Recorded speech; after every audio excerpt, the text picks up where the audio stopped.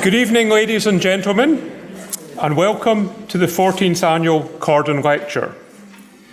My name is David Dixon, and I'm the new head of the Department of Economics at the University of Melbourne. I would like to begin the evening in the customary way by acknowledging the Wurundjeri people of the Kulin Nation, the traditional owners of the land on which tonight's lecture takes place. Tonight's Cordon Lecture forms part of a wider programme of public lectures which are free and open to all. We welcome members of the public to sign up online and to attend these public lectures or to receive the videos once they are released. I'm very pleased to see so many people here tonight, and I extend a warm welcome not only to the guests in this lecture theatre, but also to guests from around the world who will watch the online vodcast in the coming weeks. Back in the topic of tonight's lecture, the Cordon Lecture is the only lecture at our faculty that is named after a living person. Professor Max Cordon is one of Australia's most famous economists. He has contributed to the field of economics not only through his research, but also through his long and extensive teaching career, during which Max shaped the thinking of many of today's great economists. The Department of Economics, the Faculty of Business and Economics, and the University are honoured that Max continues his long association with us, which began at undergraduate level. I'd now like to welcome Professor Max Cordon, who will introduce tonight's speaker.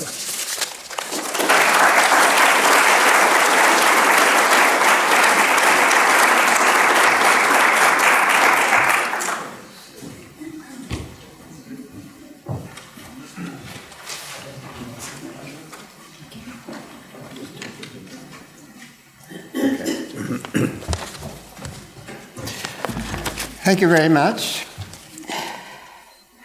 I think this lecture was started 13 years ago, and it wasn't planned that I should still be alive at this stage, but so it happens. Anyway, our speaker today is Ireland's leading economist. And of course the reason we've got her here is because earlier at Oxford she was my student, and she was outstanding as a student, and she has been outstanding in Ireland since then for many years. Now, before I give you a bit more account of the topic of her lecture and all about her, I should mention that, as some of you may know, it was St. Patrick's Day recently, very recently. I was looking for a green tie, but unfortunately I didn't have one. But I felt that we ought to have appropriate recognition of that fact. It's a little bit 5 days too late, but this is going to be St. Patrick's Day celebration at the University of Melbourne. And there's one particular reason, apart from this lecture, that this is appropriate. Now, we're very glad on this occasion to have a whole lot of people here who are all either born in Ireland or have some connection. Now, I'm not going to go through the great list, but we particularly appreciate the fact that the, get titles right, that the, where are we? The number 2 in the Irish embassy in Canberra has come down. I'm just sitting here somewhere. There you are. Thank you for coming all the way to Canberra. We appreciate that. And then we have a whole lot of other people, and I'll just mention them to realise how many connections we have with the Irish. We have the President of the Irish Australia Chamber of Commerce, somewhere. Thank you for coming. We have very important, we have a chair in Irish Studies at this university, and that is Professor Russell, is here somewhere. Was expected, or said she's coming, anyway. And a whole lot of other people.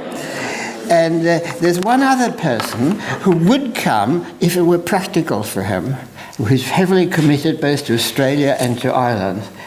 Now, I won't give you his name for the moment, but I'll point out to you that he was the first Chancellor of the University of Melbourne. And he was, in fact, is generally described as the founder of this university. I wonder who that can be. I'll just tell you a little bit about him. It's really very interesting on this occasion. He was born in County Cork in Ireland. He studied law at the same university where our speaker, in much later years, of course, was a teacher for 25 years. That's Trinity College. And he also has the record not only of having founded this university, for which surely we should at least celebrate it once a year, but also he's the founder of our magnificent public library. And do you know who that is? Well, if you want to know what he looks like, have a look at the statue in the front of our public library. Sir Redmond Barry. And I thought he might turn up, but at least we should respect his memory on what is Melbourne University St Patrick's Day. Well, now let me come to the lecture. This is just a brief introduction to make sure I get all the facts right. Now, the title of the lecture is The Remarkable Irish Economy from Catastrophic Collapse to Recovery. And as you all know, there are 4 countries that got into a bad crisis in the European Union in the last years. And this is one of them, the most important one, the best known one is Greece. There's a big crisis in Spain. And Ireland is the one that is showing the greatest or earliest recovery. So it's a very interesting matter to study. Now, our speaker has been a prominent figure as an economist in Ireland, essentially Irish's leading economist and very influential. She was for 8 years the director, now let me get this right, of an institute financed by the government. Now, where are we? Oh, well, I have it here somewhere, but it doesn't matter what the title of it was. It was an institute that's very influential and it works on advice on economic policy. And then she's had innumerable positions, all indicating the extent of her influence. And I'm just going to read out a list of all the committees, advisory boards and so on that she's been on. She was on the Economic Advisory Group in Northern Ireland, so she actually took a look at the other little bit of Ireland as well, you see. She was also on the Council of Economic Advisors in Scotland. And the Scots were so desperate to get a really good economist on their advisory, they got back, you see. She was a member of the Higher Education Authority. She was on the Health Research Board. She was on the National Board for Science and Technology. She was on the board of the Central Bank of Ireland. She was on the expert group on resource allocation and financing in the health sector. And the one that most impressed me is, you know, there's a famous theatre in Ireland, all the world knows about the Abbey Theatre, and she was on the board of the Abbey Theatre. So, I mean, I don't know how to describe this except she's been a remarkable person. And the other remarkable thing is she got a PhD, a doctorate, from Oxford. And while at Oxford, she was at Nuffield College. And what academic, Australian academic, was on the faculty of Oxford at Nuffield College? I mean, me. And therefore, she was actually my student. And I have to say, she was a brilliant student. And that brilliance showed itself in later years. Of course, I didn't expect all that or think about it. But the fact is that she is one of the outstanding students I've ever had in my career. And I must say, I've had a number, particularly from Oxford. So it's a great pleasure to introduce her and to talk on the subject that I have just listed. Thank you.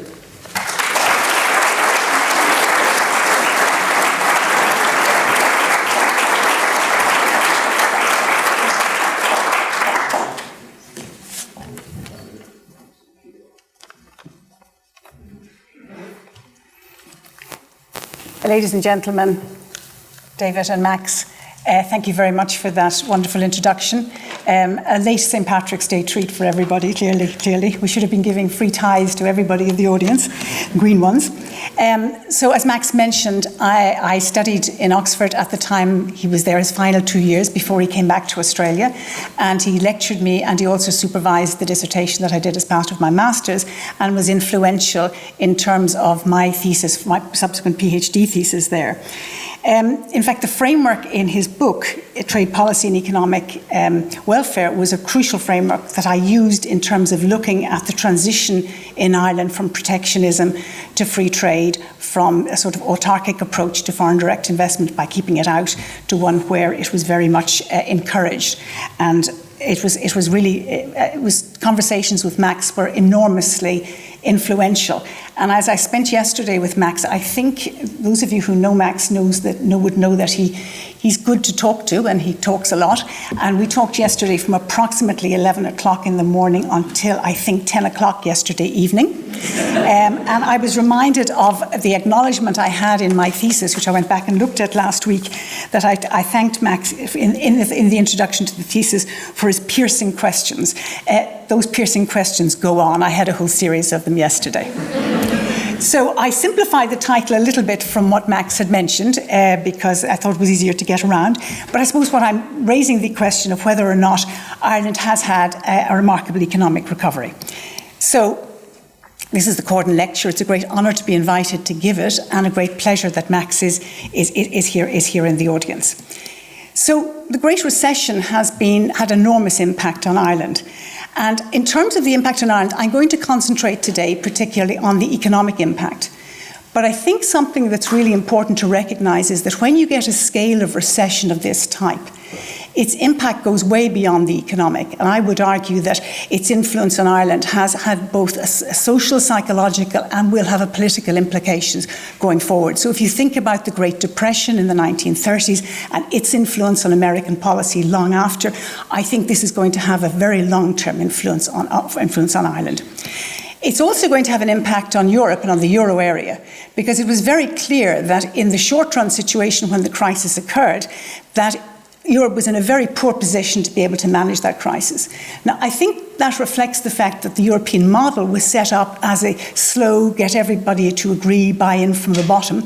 And in fact, when it came to pass, it turned out that decisions, financial markets don't wait until 27 countries or even 15 countries make up their minds on how they're going to handle that particular crisis. And of course, other crises like the current migration one into Eastern Europe, and also the Bosnian War, have not been well served by the structures within the EU. So I think in both the medium term, this crisis will give pause to Europe to look at how it's managing its governance, and it may indeed have a long-term impact on what the shape and form of the European model is going to be. So the outline of the talk today, I'm going to have a short section at the beginning where I'm giving you a little bit of historical background, everything you want to know about Ireland but we're afraid to ask in a few sentences. A little on the crisis in Ireland as opposed to other places. Then I'm going to put Ireland's economic recovery in context. Max suggested this title to me for the talk today, and I think it's very useful to look at it in the context of Spain, Greece and Portugal. Then there are the question of what were the key drivers of the Irish recovery? Why has it moved faster? And what are the legacy challenges from the crisis? Because as I said, I think the scale of a crisis of this magnitude doesn't just come to an end and it's like business as usual, if you like. And then the issue, are there some possible lessons to Ireland for EU members, and are there possible lessons for other countries from Ireland? So just in terms of the historic background, quick picture on Ireland today. I could have this as a Q&A and see how many Irish people in the audience can answer the questions, but we won't do that. So the population is 4.6 million as measured in 2014. We're about to have a census, so the expectation is it'll be somewhat above that. I put down here the non-native born share because Ireland is associated with outward migration, not inward migration. But over the last 15 years, it experienced a very considerable level of inward migration, mostly from Eastern Europe, but in fact from other parts of the world as well. And that's changed the nature of Ireland. It was very much monocultural up until, let's say, 1990. It has changed very dramatically since then. In terms of labour and skills, the unemployment rate is currently 8.8%. It was as high as 15.1% in 2011. And education levels are pretty high. Tertiary, about 50% plus of people go into tertiary education, in other words, beyond second level, and 90% of young people complete second level. So it's a fairly educated economy, more so, for example, it would have higher rates of education participation than either Greece or Portugal, for example. The key sectors in the Irish economy, because we have this very strong foreign direct investment sector, the key sectors are ICT, which is basically information technology and communications, medical devices, which was a sector which has built up over the last 20 years, the pharma sector, and also food and drink. Anybody who's been to Ireland and seen the quality of our grass will know that we do dairy very well. And the key markets for Ireland, as you can imagine, given that we're members of the EU, it's 58% going into the EU. And this is important to note, 15% of our exports go to the UK. 15%, so we'll come back to that later. And to the USA, you're getting 23%. So that's giving you the picture today. I just want to give you a number of pointers because I think it matters in terms of the historical backdrop. So at the point when Ireland became independent, 1921, we had effectively an open market with the UK. So we'd been part of the UK, so goods moved freely, people moved freely, and capital moved freely. And that continued right up until 1932. And in 1932, we brought in very heavy tariff protection, reflecting some of the work that Max has done on protection, and the measured rates of effective protection for Ireland were among the highest in the world in the 1950s. We brought in heavy protection, and we also banned foreign direct investment. So we didn't allow companies to move in behind the tariff walls and exploit the advantages of the high protection prices. That continued right through World War II, right into the 1950s. And when in the 1950s, the rest of Europe was actually doing very well and booming, the Irish economy was not in great shape. It had closed itself off, if you like, from the markets. And what we had was goods were not trading very much because of protection. Capital was moving, mostly moving out. And of course, labour with migration was moving very heavily out in the 1950s. So there was a change of government policy, move over from this protectionist phase into an open economy in the 1950s and 60s. And the elements to that were the promotion of exports, which is what you'd expect, the promotion of export platform foreign direct investment. So in other words, the establishment of companies in Ireland to sell into Europe, into the UK, into the rest of the world. And then we reduced tariffs incrementally. One of the impacts of that was that by promoting exports, before we began to reduce the tariffs, we avoided some of the disruptive costs that some countries had by a very rapid reduction in tariffs. And the key treaties behind all of that were the Anglo-Irish Free Trade Area Agreement with the UK in 1965, membership of the European Community in 1973, and membership of the Euro area. So that's your piece of historical background. So immediately as the backdrop to the crisis, there are three things that I think are worth noting. Ireland had very strong growth performance over a large number of years. Immediately pre-crash, there were some positives, and I want to talk about two of those, and there were some negatives, and I'm going to talk about two of those. So we're now going to look at Irish growth rates 1970 to 2015. So a number of charts here, but I hope they're fairly explanatory and that you'll be able to see them from the back, and if people can't, maybe you put up your hands. But this is looking at average 5-year growth rates in Ireland from the period 1970 right up to 2015. And really what I want you to notice is that in the period in the red bar, ending at the red bar, was when Ireland, just before the crisis, 2005-06. The average growth rate over that period was 4% per annum, which is a very high growth rate to maintain over that period. Now, I didn't maintain it in every single period, and you'll notice a little period here in the 1980s when, through bad demand management policy by government, we ended up with a very low growth rate for a period. To the right of the red bar, you can look at what our average growth rate was between 2005 and 2010, 2010, 2015. We'll come back to that later. But you'll notice that the average growth rate in the recent period has in fact got very close to the average. Now, pre-crisis, what was the fiscal position?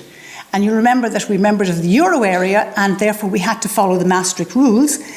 And the Maastricht rules effectively set limits on, the EU rule was that your debt to GDP ratio couldn't be any higher than 60%.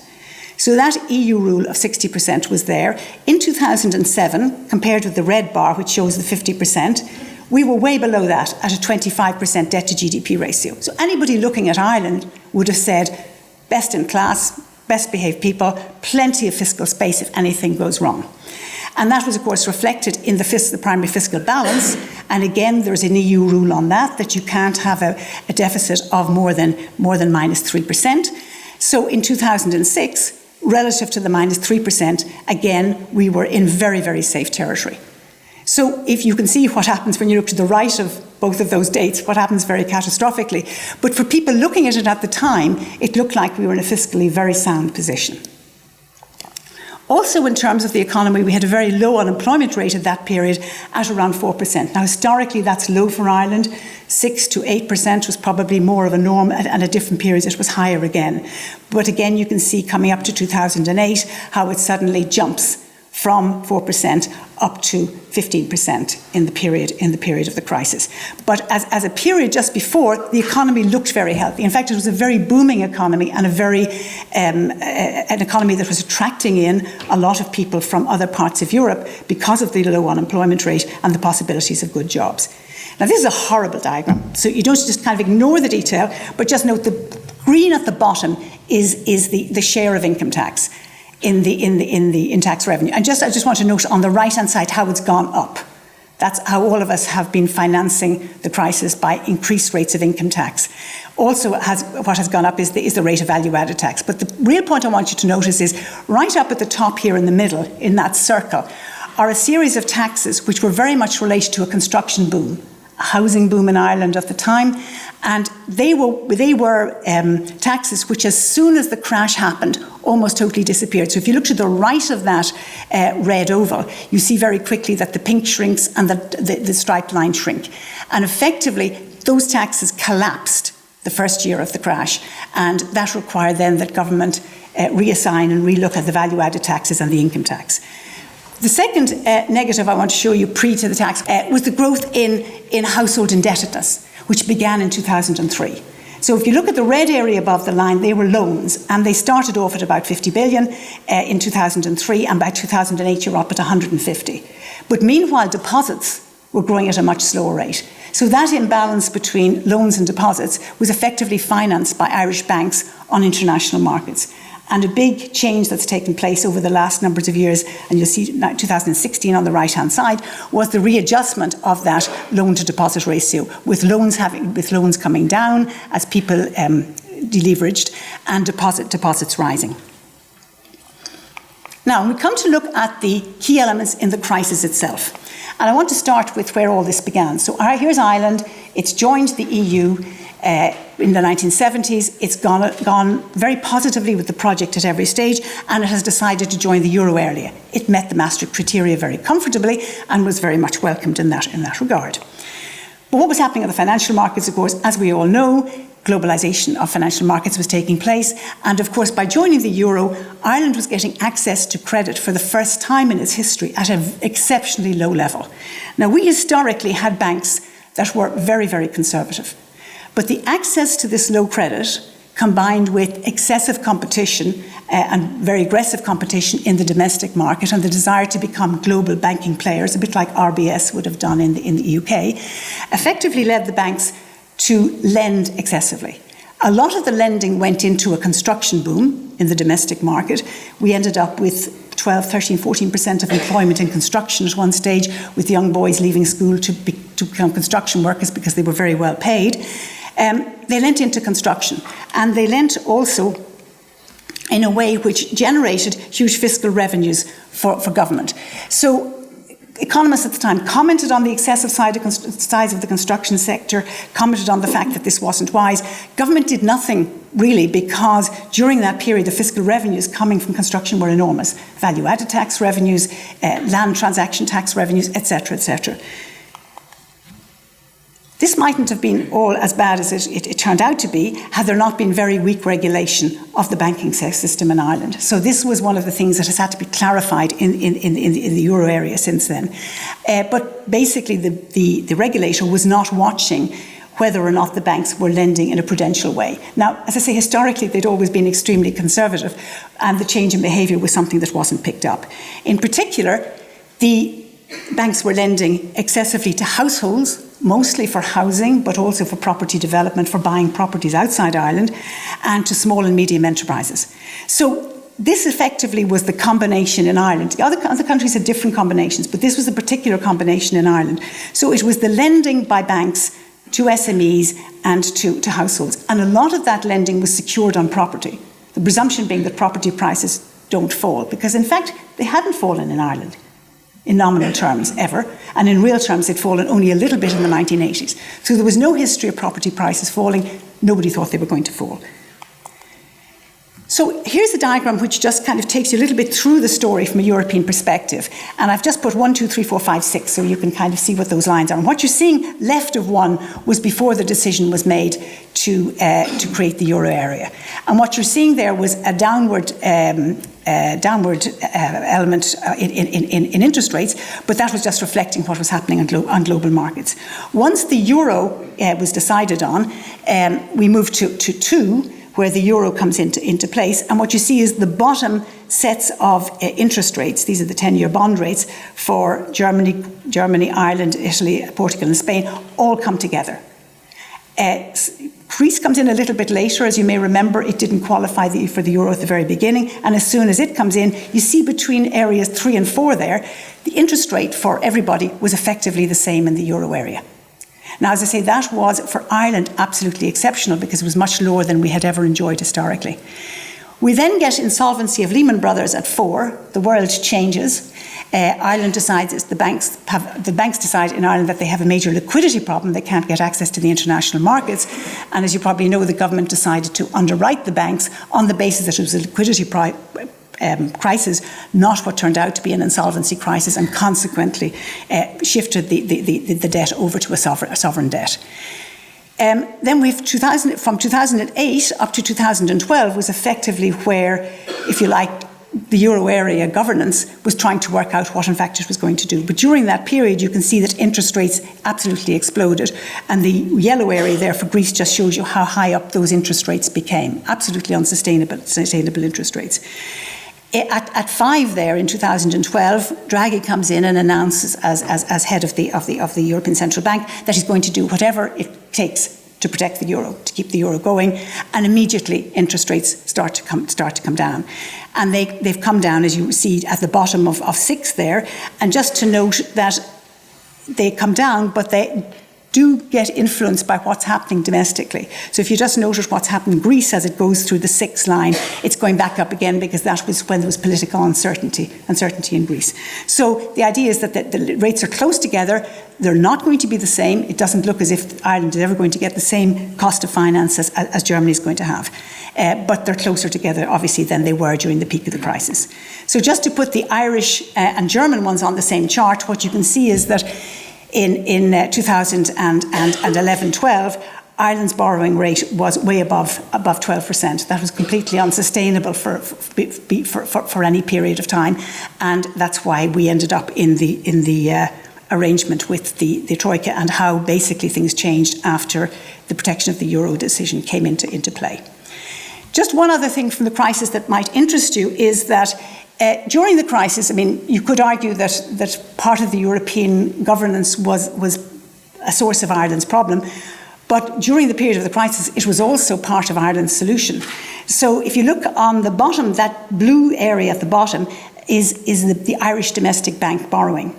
And back in 2003, it borrowed very little from the euro area. It was around the bottom, very, very low. Once the crisis got underway, the Irish banks couldn't borrow in international markets at all. So in fact, it was the euro funds that kept them going during that period, the arrangements in the euro area. And the central bank is the green area up there, which also got funds from the euro area. If you look over to the right-hand side now to 2015, what you can see is Irish banks are now borrowing very successfully on the international markets. The Irish National Treasury Management Agency is able to finance very cheaply on international market for Ireland's debt. So we're through that very difficult period, but it was crucial that we had the support of the European system during that period. So we bring all those elements together, and I suppose what you realise is that government is at the centre. There's a sense in which government must oversee the restructuring of the banks. Government has to deal with the unemployment coming out of construction. Government has to deal with the fiscal revenues being restructured. Government has to deal with the problems that households and SMEs have in not being able to access credit and having huge debt overhang. And government has to deal with the weak regulation, which has now been revised under national legislation and also as part of the euro area. So that's our full-blown crisis in 2011. So let's now move to the recovery, to where things start to get better. We've done all the bad stuff. Okay, so I'm going to look at, first of all, just at Irish and EU growth rates. That chart I had earlier on, I just want to see, well, how does that match with EU15? EU15 being the first 15 members of the EU, including Spain, Portugal and Greece, Austria, Finland and Sweden. And then going to look at GDP, exports, domestic demand and employment for the different countries, just to show where they all are at, Irish unemployment and migration, and the debt legacy and the difference between the countries in terms of the legacy debt. So again, green for Ireland, all well organised. You can see that Irish growth rates on average were over 4% over that period up to 15, compared with EU 15 growth rates averaging 2%. So Ireland has always grown faster than the EU average. So it's important to keep that in mind when looking at what's happening subsequently. It's partly the restructuring of the economy and its structure, but it has always grown faster. So in the recent period, you can see in between 5 and 10, which covers the first few years of the crash, it was still higher and very much higher in more recent periods. So when people are talking about the remarkable Irish recovery, it's the extent to which that growth rate is high relative to the European one. So let's now look at an index. So I'm taking 2007 as the index for GDP growth. And I want to look at what the Irish pattern is. So what you can see is with 100 in 2007, you can see a strong dip down to a little bit over 90%, and that continues below over that period of time until you get to the recent period where we get back above the 100%. So in other words, growth has got back, level of income has got back to what it was in 2007. And it's that upward slope, the speed of that upward slope is what had surprised people and certainly surprised the European Commission. The little star up there at the top is that revised figures that came out after I've completed the slides have suggested that the growth rate is actually even slightly higher than that. Now, how does that compare with the other countries? So what I've put here is Ireland at the top, Greece at the bottom, and the other two countries lying in between. So the first thing I think you should notice is that Ireland went into a downturn far earlier than the other countries did. So it's not we didn't all start in the same position at exactly the same time. What you can see is that Ireland has started to recover, but you can also see that there's the beginnings of the recovery for Spain and Portugal. Greece, on the other hand, is stuck down at the bottom. So it is very much a different case. Now, what was driving the Irish GDP figure? Well, here's the story, and you should have all guessed it already if you haven't. The crucial thing, of course, is the openness of the Irish economy and the strong multinational sector and our exports. So if you look at exports, at the export index for 2007 to 2015, what you see is that exports barely declined at all. They continued to rise and have accelerated in the more recent period. So what was going on there is the multinationals were able to export. They weren't constrained by domestic credit markets. They had their own internal funds and they had the international market to borrow on. What was affected very strongly were small and medium enterprises who were trying to sell to a depressed domestic consumer market and who were not in a position to get funds to export and to build up their exports. So the big driver of that is exports.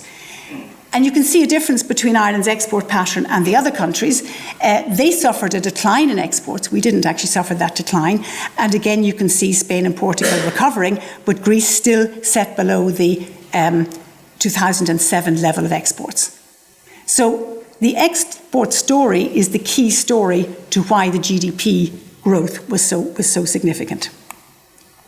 What about domestic demand? That's consumption, government spend and investment. Well, domestic demand fell much more, fell down to 80% of its 2007 level. It got stuck there for a period, and only since 2013, part of that remarkable recovery, has it begun to rise.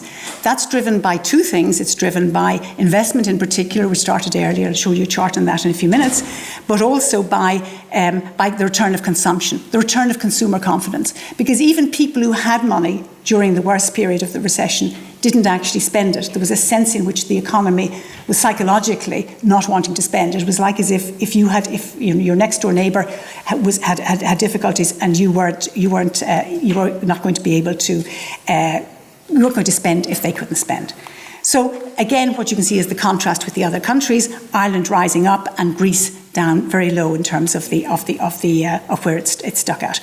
So domestic employment then, just briefly, employment rising in terms of Ireland, higher than the other countries, but still way below its employment level in 2007.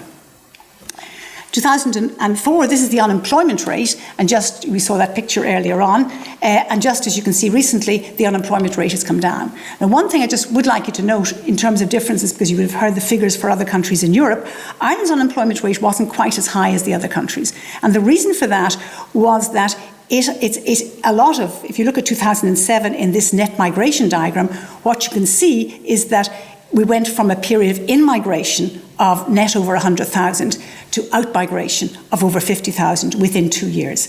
So the IMF estimated that Ireland's unemployment rate would have been as high as 20% if we hadn't had that release due to migration. So this is just looking at it in terms of the gross and net figures. I'll leave that for completion when people want to look at it later online.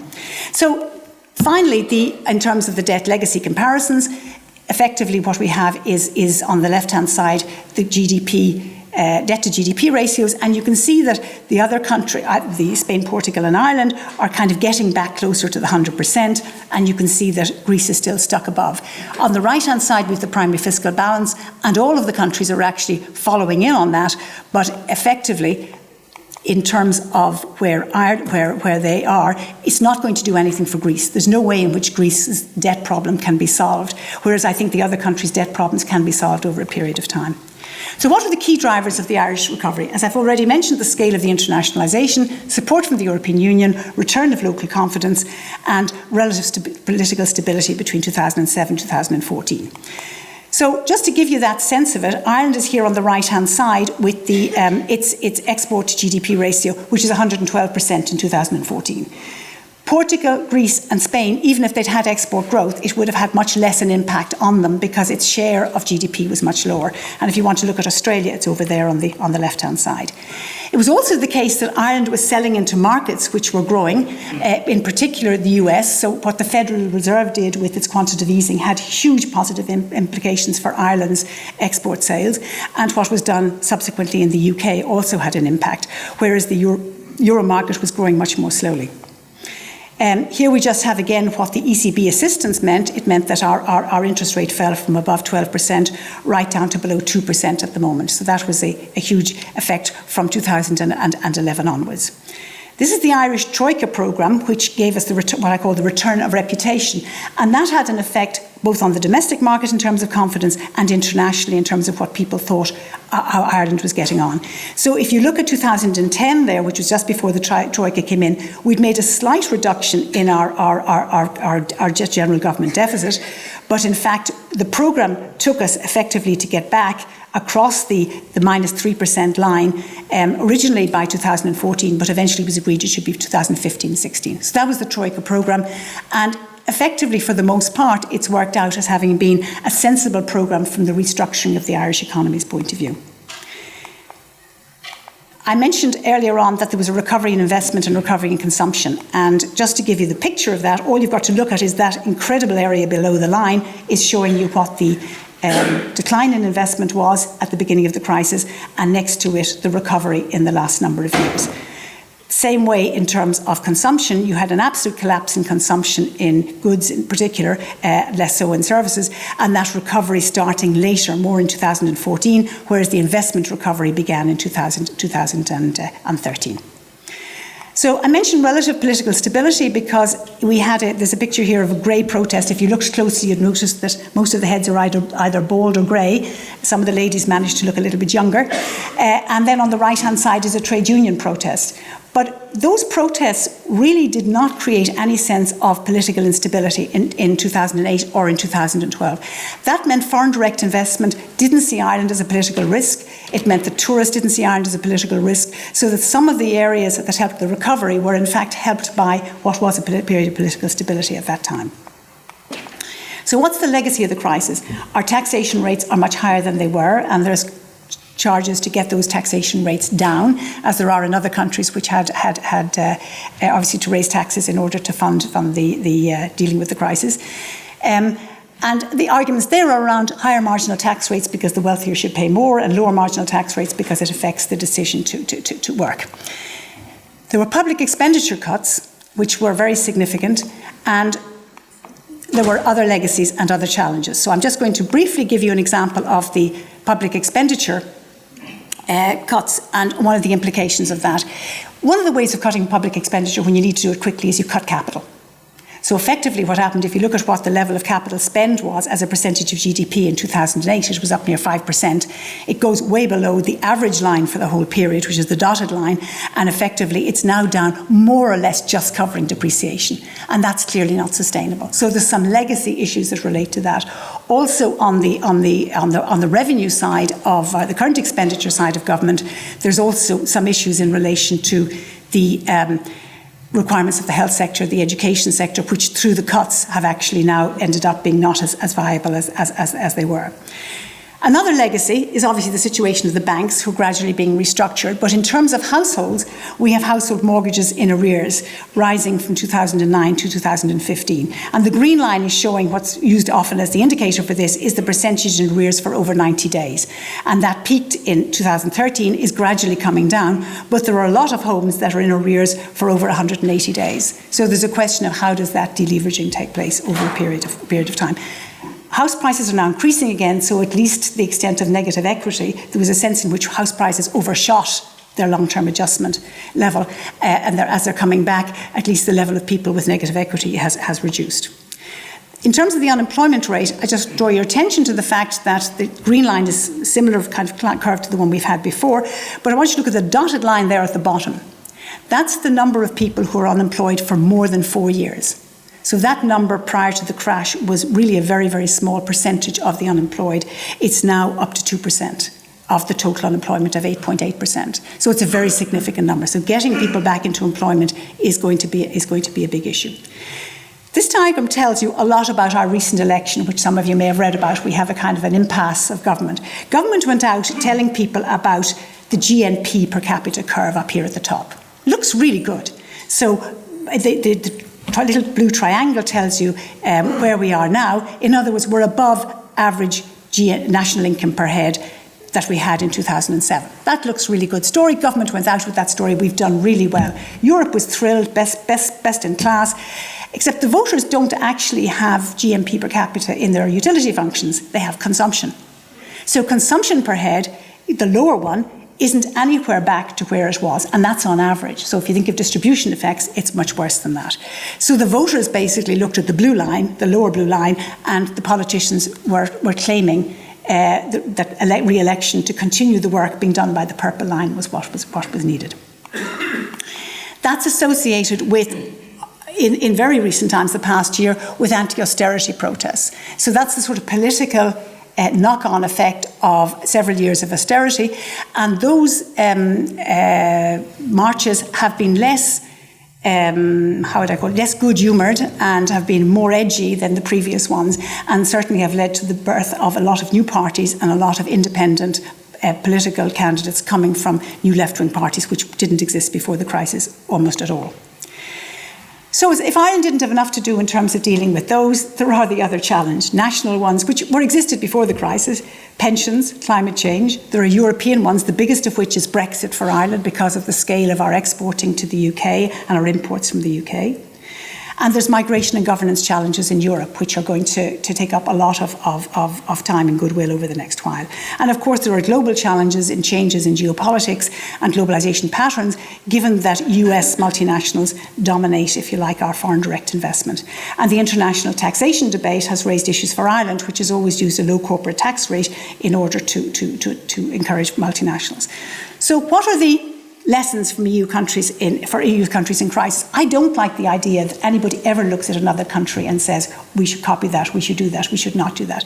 Actually, Ireland copies Australia in lots of things, and lots of good things, including we're looking at income contingent loans at the moment, which those of you in the university will appreciate the importance of. But I think there are some pointers that are certainly worth considering. I think it's essential to focus on jobs, because I think societally that's what really makes a huge difference. On growth, because that does the heavy lifting for you in terms of the macro aggregates, and on public sector efficiency. One of the things that's become very apparent in the crisis is that people are very fed up with seeing inefficient public sector. And prior to the crisis, that just seemed to pass over everybody. Now it seems to be something that's of wide concern.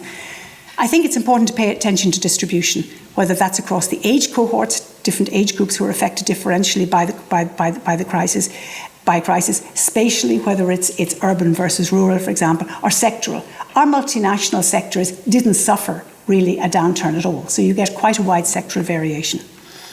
Managing expectations and social unrest, and I think that's very, very important for government, and that requires a level of transparency and accountability that perhaps politicians don't give as much attention to as they might. But a key thing that came out in the election was the need for a post-crisis vision. Cameron got away with doing more of the same. In Ireland, that didn't work, and it hasn't worked in Spain, Portugal, and Greece. You have to basically give some vision of where you're going, other than getting on with dealing with this crisis. And I think it's really important to engage with EU governance. So any other country getting into a crisis situation, it's important that you have credibility with the institutions that you're actually dealing with. And the Irish manage that extremely well. And in fact, these are what we call our friends from the Troika, making their way to the Department of Finance for their quarterly visits. But they gave a very good account that Ireland was making progress, and that information fed into the international markets very quickly and made it easier for Irish companies both to sell abroad, to trade abroad, and to borrow abroad. So what about other countries that are seeking to recover from crisis? Are there any general lessons? Well, I think they're very much the same. Focus on growth and distribution. Don't overpromise. Spain at one stage overpromised and didn't deliver. Delivery is absolutely crucial. Markets absolutely hammer you if you don't. And the one thing that the Irish have done with the programme is they've delivered at every stage. You could argue that they didn't give themselves a very taxing level, but delivery on what you say you're going to do is important. Maintaining public support for whatever is being done, I think, is an important thing. And here I would just like to say that the media were extremely important in an Irish context in terms of explaining issues in relation to the crisis. And having a media that's actually able to do that, and I'm not saying that every one of the members of the media did it, but the economics journalists really played a very strong role in explaining more widely to society the issues that were being dealt with. So they're a very important part of the plank. Now, here's the thing, which, given that people think of this as being a kind of a macro crisis because it started in financial markets, individuals in a crisis situation connect with the micro, not the macro. So if you talk to them in terms of the macro and not the micro, it doesn't work. So in my view, a lesson that I would see as coming from Ireland was that you should translate concepts and numbers from macro into micro, that people can actually understand it. Watch distribution and not just averages. So if the distribution deteriorates over the course of the crisis, which it very often does, the people at the bottom are maybe protected a bit by social welfare, but not by enough. Averages mislead you in terms of improvement in averages with a wider distribution means you don't recognise the people who've been left at the bottom. And finally, providing that vision beyond the crisis and the recovery. And a final point, and as somebody who's a member of the Oversight Board of Eurostat, I'd be bound to say it, having reliable national statistics is really important. And if you're going to have revisions, make sure they're going upwards and not downwards. Ireland has revised quite a bit of its data over the last number of years, and from a general point of view in an upward positive direction. But that uncertainty in relation to statistics is something which I think you pay a big price, and we only have to think about Greece to realise how difficult that has been. So I want to end really by making 2 points. Crisis can emerge very quickly, and political economy, I hope you've seen from what I've talked about, really matters a lot. So here's a quote that if you were in Ireland, you'd feel very good about. Ireland's economic success story is one that many OECD countries would like to emulate. So when was that said? That was said in June 2008. So the picture that we had, looking at the focus that analysts were looking at, effectively were not picking up the issues like the growth in private debt, the growth in poor lending to SMEs and to households. And finally, a quote which some of you will, I guess, recognise: we all know what to do, we just don't know how to get re-elected after we've done it. And when I started preparing this lecture in the autumn and thinking about it, I thought, well, gosh, Ireland is going to be the one that's different there. But Mr. Juncker, who made this quote about 18 months ago, was absolutely right, and Ireland proved to be no exception. So I'll stop there. Thank you all very much.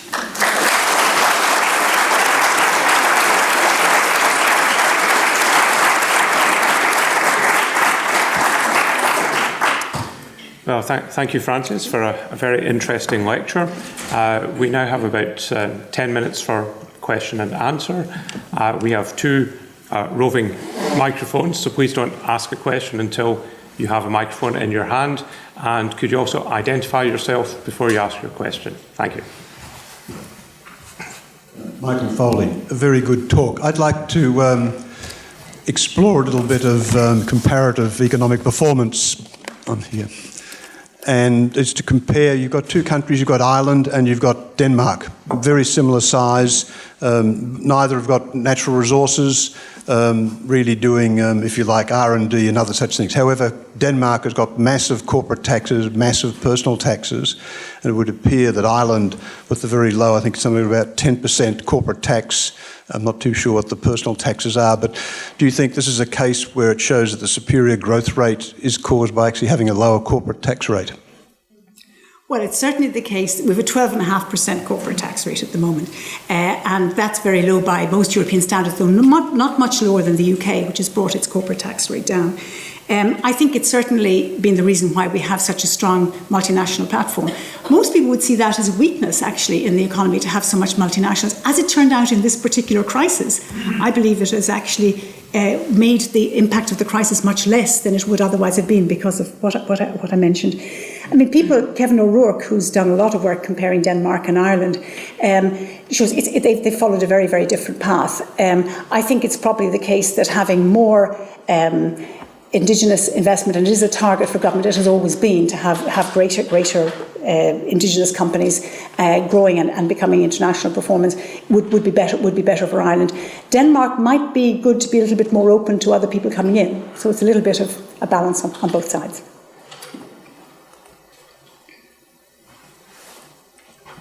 John, up the back. John Freeman, University of Melbourne. My question is about fiscal policy. As I interpreted your story, the emphasis was not on Keynesian pump priming, but more getting a structural balance back to shape. Is that right? And B, how did your politicians successfully sell it? Well, they've two points on that. I mean, we didn't, because of the way the euro rules were structured, given the debt to GDP ratios and given what was allowed in terms of fiscal balance, using Keynesian policy just wasn't a runner. And that's one of the issues that has become up really importantly, because monetary policy is controlled by the ECB and effectively fiscal policy was limited by those rules. So that's one of the reasons why governance issues in Europe are being looked at. I think it's the second part of your question, can you just remind me, was related to, sorry, I just lost the second part of the question.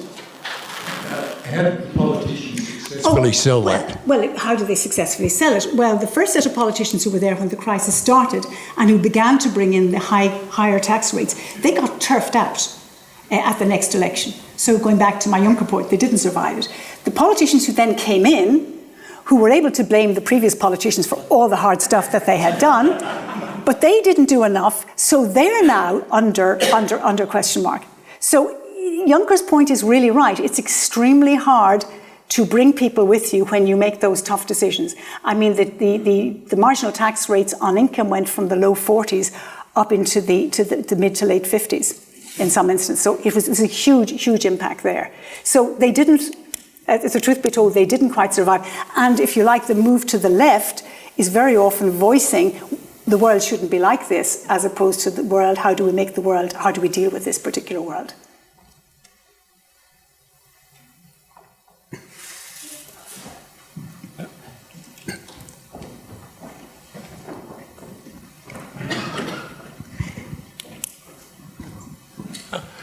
Thank you. Glenys de Lamont.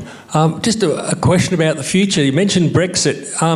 Is it considered to be a high risk to that growth rate that Ireland's seeing now if the UK does leave Europe, or could it actually do the opposite and actually give a further boost to growth? What's the view about the impacts on Ireland of the UK possibly leaving? I mean, the Irish position, the official position, and the position I think that all Irish economists would hold is it's much better if Britain stays within, because our trade relations are the extent to which we're integrated as economies in value chains, integrated in terms of people mobility, in terms of capital mobility, means that it's much easier for us to be in that position. Even though we've maintained and worked with their having sterling and we're in the euro, that hasn't been a difficulty. But there's a further issue, which is that on the island of Ireland, it would make it very difficult, since Northern Ireland would effectively then be outside the euro area.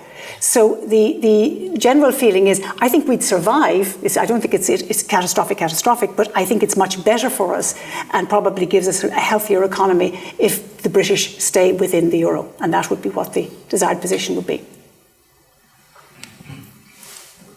Thank you. Jim Morton is my name. I'm intrigued with the bank debt. You mentioned, of course, that became sovereign debt effectively. I'm intrigued, or at least would be interested in your view, if the government hadn't acquired the debt from the banks, would the situation have been worse or better? If you've got a view on that. I mean, that's the $100 million question. We've just had a banking inquiry that went on for several months trying to explore that issue. It's really very hard to know, because we had one really bank that was very reckless, and it was growing its market share by recklessly lending into the construction sector on a huge scale. The other banks effectively competed with it. So they thought they weren't being not too conservative. They were actually, if maintaining market share doesn't sound like a reckless policy, but if there's somebody very reckless in the market, it becomes a reckless policy. The difficulty was that a lot of the business agreements were spread across the banks. So if you could have localized it to one bank, you said, well, you could let that bank go, that would have been easier. But effectively, most of the big consortia, development consortia, building construction consortia, involved all the banks. So, I mean, there's a lot of discussion in Ireland the extent to which the European Central Bank pressurised Ireland at the time to continue with to bail out the banks effectively.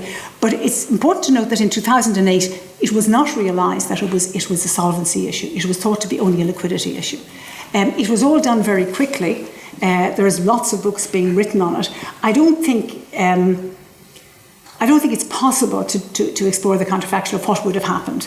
It's certainly been very painful. The two main Irish banks, in which the government became a major shareholder, they're getting back to solvency, and the government will get its money back on those. But there's one, the bank, the rogue bank, Anglo-Irish Bank, is one where the government won't get anything back from. So that effectively becomes a debt legacy from this. But going back to the political, psychological piece, that issue of the banks suffering and the intolerance for that feeling that the banks got away with things and that we're returning to the same old norm does leave politically quite a challenge for governments to explain how they're managing it. Okay, we've time for one last question. So the lady with the microphone at the back. How pivotal do you see the signing of the free trade agreement with China in 2012 will be for the Irish economy?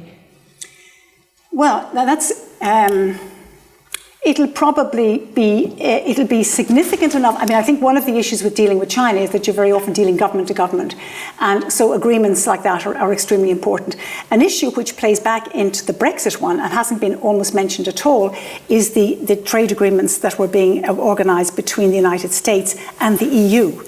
So if Britain leaves the EU, is Britain covered by those agreements? Now, whether they are or they aren't could make an enormous difference to Ireland. I think the Chinese one will help. Irish exports into China are expanding. They'll help things, but I think the North Atlantic one would actually probably be more significant depending on where Britain ends up, and that links out with Brexit again. Yeah, my thoughts on that are with the Irish dairy industry and comparisons with the Australian and New Zealand dairy industry.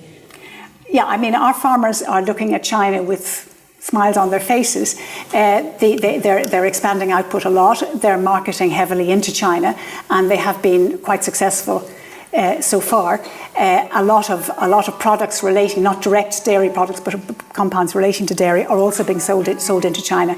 I mean, I think the scale in Ireland is probably still relatively small in terms of the Chinese market, so I don't see huge displacement taking place of other markets. I think the way the Chinese market is growing, I think it's a question of people getting shares of bigger markets rather than of knocking other people out of those markets.